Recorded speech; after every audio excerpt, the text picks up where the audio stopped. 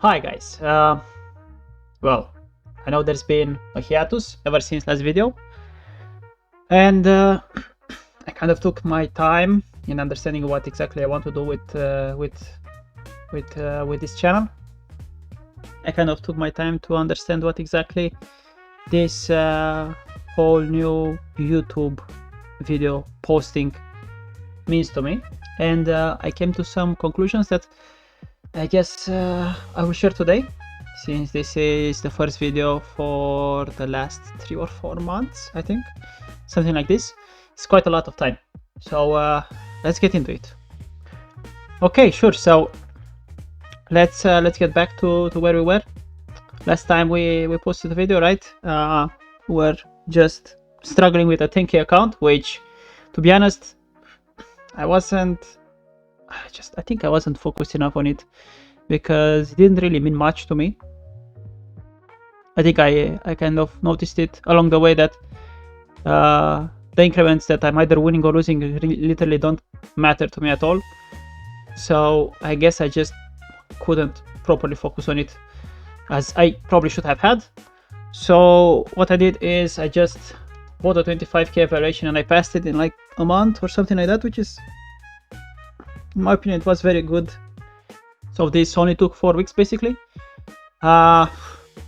In my opinion, that's a really good timeline. I think that, can it be faster? Probably not. I think if you're trying to trade consistently, having more than 10% or a bit more than 10% per month, it's a bit hard, because your drawdown might be pretty big as well.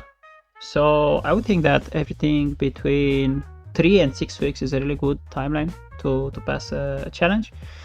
Now I'm trying to pass my second account, which is the 50k one, which I have started, I think, at the start of September, which is also pretty good.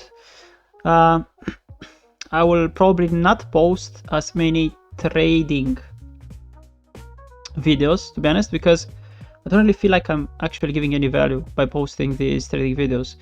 I'll probably do a monthly one explaining exactly what I thought in that month every week, because I am taking my time with printing my charts and laying out my thoughts, and that will probably help if I do it every month. So there is some insight there. Maybe somebody catches up to something and it helps. But I came to the conclusion that this channel is, I mean, I'm not going to sell anything in this channel. I don't really care about it that much in that sense, right? So me making it a channel where it's mostly based on showing trades, it didn't really make much sense to me. I wanted this channel to be something that I would look back to in the years to come, just to see how I would progress in my thought process, and to see how exactly I'm looking at the charts, and I'm looking at the whole picture in time. And I kind of, just like the title says, you know, that the trading journey is just a journey to everybody. And I don't think my journey is, I mean, I'm not sure how to explain this. I don't think my journey is important in trades taken, rather than in who I become and my mental edge becoming way stronger, if that makes sense. So I don't think I'm giving any value by posting too many trades. Of course, having it once a month and showing what I did during the month and what I thought, that makes sense. That can help people out. But in my opinion, since it's a personal journey, I would like to make it more tied to the mental fitness of my own thoughts, and how exactly I navigate the markets with my thinking, right, rather than with my trades. Because like, I don't even know, I don't think there is much to say about trading itself. I think that anybody who's trying to sell something like technical analysis is the holy grail, or you have to do this or that, or you have to, I don't know, care about Fibonacci or whatever. I think everybody is trying to be a snake oil salesman. I don't think, I mean, yes, it's easy to sell this. it's easy to sell dopamine, right? It's easy to sell courses or like show live streams where you trade 50 times a day or trade 1 minute charts or 5 minute charts. Sure, like I'm not saying this is not an actual strategy and you can make money out of it. Of course you can do it, but of course it's way easier to sell, to sell that, because it promotes dopamine, promotes people actually doing something. So since we got to the topic of people actually doing something, this video is about the difference between feeling bad because you're not being in a trade and feeling bad while being in a trade, right?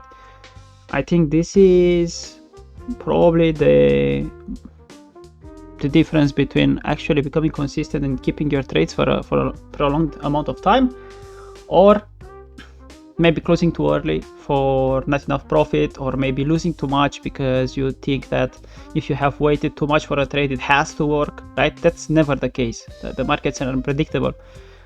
You have to think about it like this: if the market went low, it can always go lower. If it goes high, it can always go higher, right?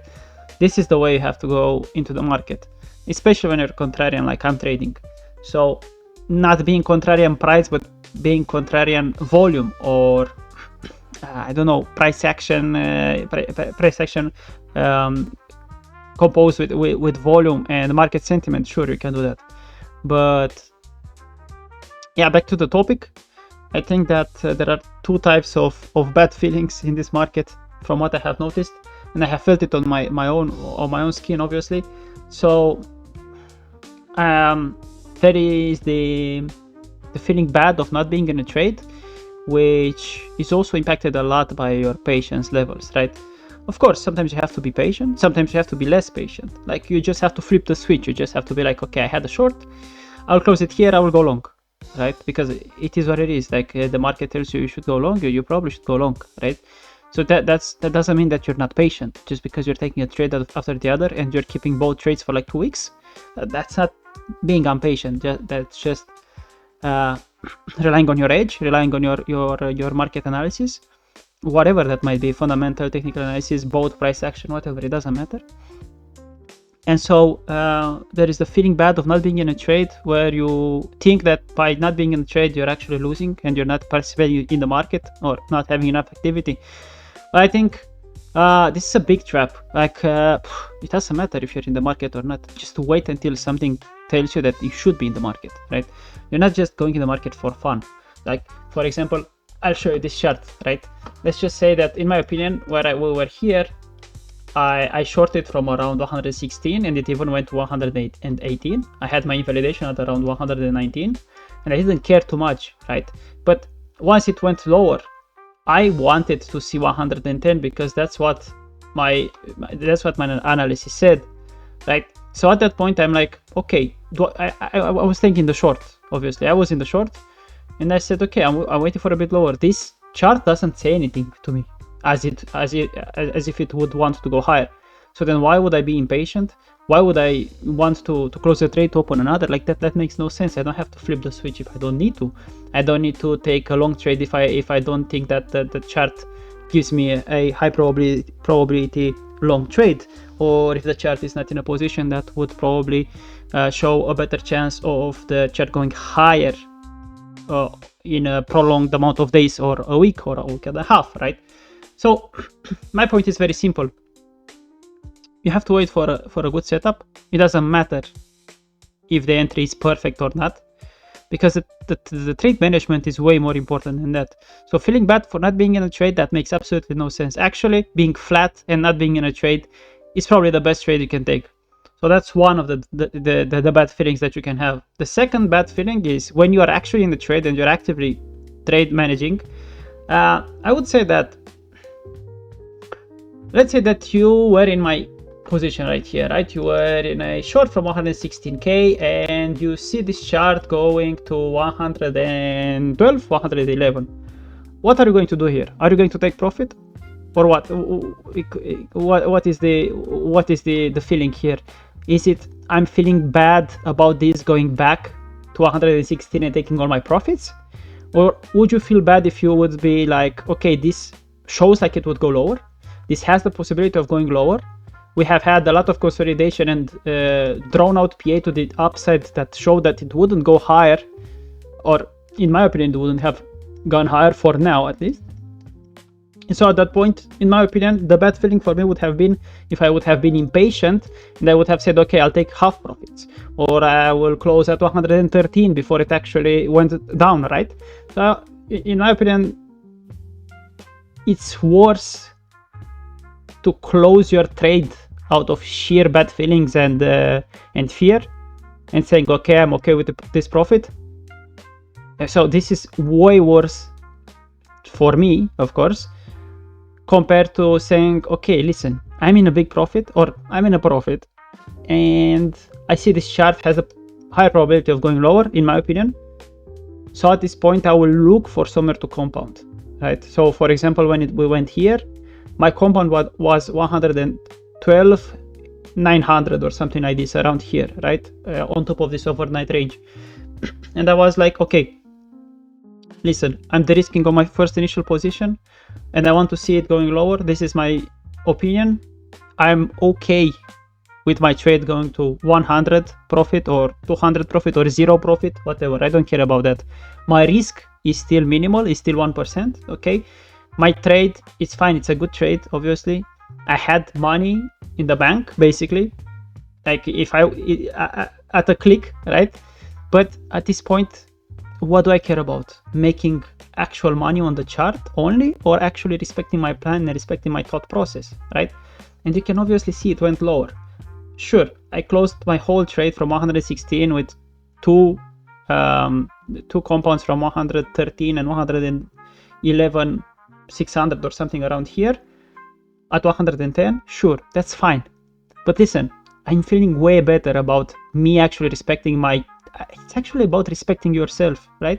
I'm respecting myself enough that I'm listening to myself and I'm saying, okay, listen, this is a good thought process. I'm taking my short, I'm taking my compounds. I want to see it lower. It doesn't go lower, no problem. I will just scratch the trade. Like, who cares, right? If I am saying something on this chart, I don't care who sees what. I want to see it show. This trade is already showing me promise, right? Like, listen, you're in a profit. What do you want? Do you want to just close it at a 1-to-1, or like not even? I don't really like talking about risk rewards, but what is the whole reasoning behind trading? Why are you trading? Are you trading to what? Because for me the whole reasoning on trading is the following. You're taking a position, you're assuming a risk of, let's say, 1%, right? So on a 50K account, 1% is $500. You're assuming a risk of $500. Let's just say you're losing the trade, okay? So if you're losing the trade, you will lose $500. That's fine. That's your initial, let's say, that's how much you pay for seeing if your trade will actually play out or not. But at the moment that I would have closed from 116 to 114 here, I would have said to myself the following: you're literally not respecting yourself and your thought process, and you're losing your time. Why would I close at 114? But I am afraid of my paper profits going to waste. Like this is where feeling bad is being involved, right? What are you feeling bad about? Your profits going to zero, or you not respecting yourself enough in order to follow your actual plan that you have laid out in your mind, right? Because this is a personal, like, trading is a personal endeavor, right? Who cares about what anything says or anybody says, or who cares about anything at all when you're trading, right? Just think about it like this: what are you feeling bad for? Giving away your profits and going to zero on a trade that was in decent profits, or not respecting yourself high enough in order to fully focus on the chart and your plan, right? So that's what I'm going to leave you with for this video. I hope some of you will be happy that I'm back, and I will see you next time. Take care.